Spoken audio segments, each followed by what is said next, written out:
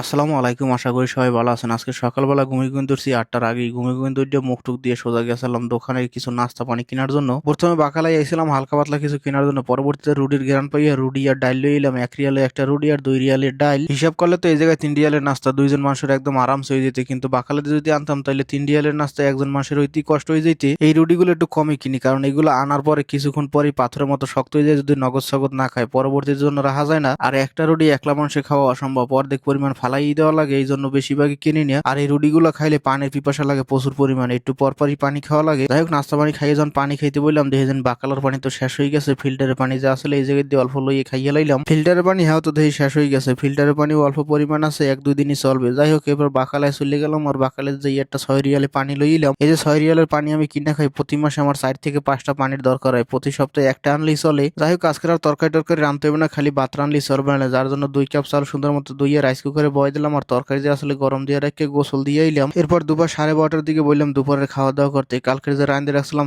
সিঙ্গা আলু আর চিংড়ি মাছ, যাই হোক এটা দিয়ে দুপুরের খাওয়া দাওয়া শেষ করলাম। আর খাওয়া দাওয়া শেষ করে বইছিলাম, এর মধ্যে নাজবুল ভাই হেরাও ডিউটি দেয় পড়ছে। হেরা ডিউটিতে যখন না হয় বাইরে প্রচুর পরিমাণে রোদ্দুর থাকে, হেরা কাজও করে গার্ডেনের কাজ, যেটা পরিশ্রমের কাজ। যাই হোক, নাজমুল ভাই আইয়ে তরমুজ একটা কাটলো, এটা নাই মাইনে রাখছিল গেছে শুক্রবারে। তরমুজটা এটা দেখতে বড় দেখা যায়, কিন্তু খাওয়ার জন্য ভিতরে খাওয়ার উপযোগী কম, কারণ এটার ছোলা প্রচুর পরিমাণে মোটা, কিন্তু ভিতরে আবার মিষ্টিও আছে।